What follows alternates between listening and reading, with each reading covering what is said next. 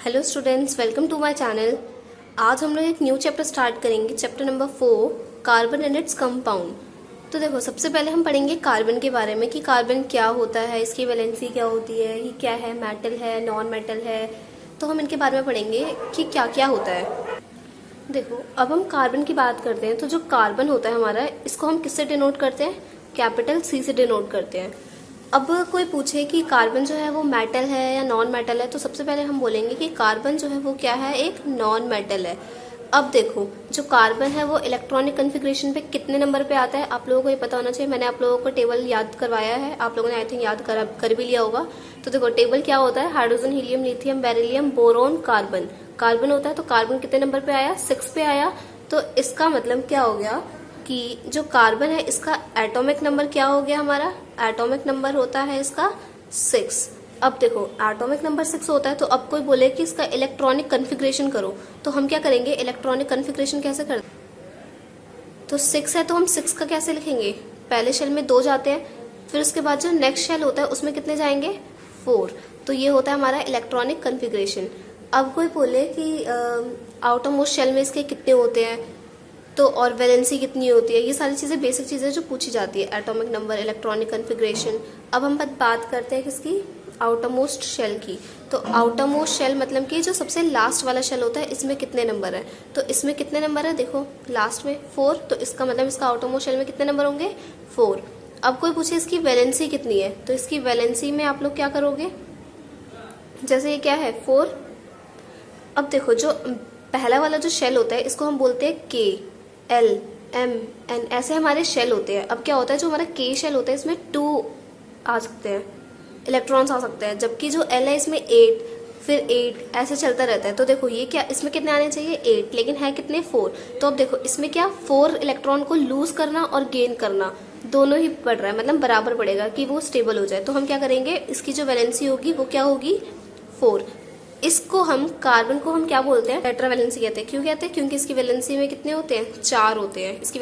अब हम इसकी प्रॉपर्टी की बात करें तो इसकी प्रॉपर्टी क्या है कि क्या करता है? कैटिनेशन को शो करता है। अब बात आती है कैटिनेशन होता क्या है। तो कैटिनेशन होता क्या है? अब देखो, जो हमारा कैटिनेशन होता है, क्या होता है ये? कार्बन के पास क्या होती है? एबिलिटी होती है कि वो किसी भी एटम के साथ क्या करे? कंबाइन हो जाए। तो उस प्रॉपर्टी को हम बोलते हैं कैटिनेशन। ये जो है हमारी क्या है? कार्बन की प्रॉपर्टी है। कार्बन की 2 प्रॉपर्टी होती है, पहली हो गई कैटिनेशन और दूसरी होती है हमारी इसकी टेट्रावैलेंसी, कि ये क्या करता है? टेट्रावैलेंट शो करता है। हमारा नेक्स्ट टॉपिक है कोवलेंट कंपाउंड। तो देखो, कोवलेंट कंपाउंड क्या होता है? तो देखो, वो बॉन्ड फॉर्मेशन जो क्या होता है जिसमें शेयरिंग ऑफ इलेक्ट्रॉन होता है एट सेम एटम या डिफरेंट एटम्स के बीच में। जहां पे भी शेयरिंग की बात करी जाए वो हमारा होता है कोवलेंट कंपाउंड। अब जैसे मैंने बोल दिया, एग्जाम्पल लेते हैं जैसे, तो मैं H2 का, तो देखो, जो हमारा H है वो कितने पे आता है? 1 पे आता है, 1 पे आता है। अगर H है तो मैंने अगर H का कर दी तो H का 1 होता है, तो इसका मतलब यहाँ पे मैंने 1 डॉट कर दिया।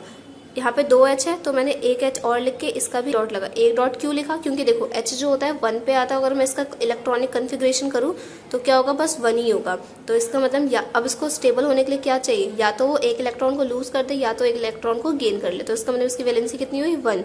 तो देखो, ये भी 1 हो गया, ये भी 1 हो गया। अब देखो, इसको क्या है? ये 1 है। अब इसको स्टेबल होने के लिए क्या है? एक और चाहिए।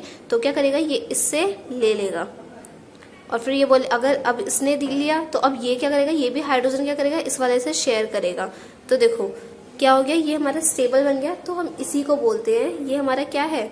HH single bond. ये हम आगे पढ़ेंगे सिंगल बॉन्ड, डबल बॉन्ड के बारे में, बट फिर भी मैंने आप लोगों को हिंट दे दिया। ये चीज क्या है? ये हमारा कोवलेंट कंपाउंड का एग्जाम्पल है कि ये कैसे शेयर करते हैं इलेक्ट्रॉन्स को। आई होप आप लोगों को समझ में आ गया होगा। अब हम नेक्स्ट टॉपिक बढ़ते हैं। हमारा नेक्स्ट टॉपिक है प्रॉपर्टीज ऑफ कोवलेंट कंपाउंड। तो देखो, पहली प्रॉपर्टी है, क्या होता है? जो मेल्टिंग पॉइंट और बॉइलिंग पॉइंट होता है वो क्या होता है? लो होता है। अब लो क्यों होता है? तो क्योंकि because they have week intermolecular force.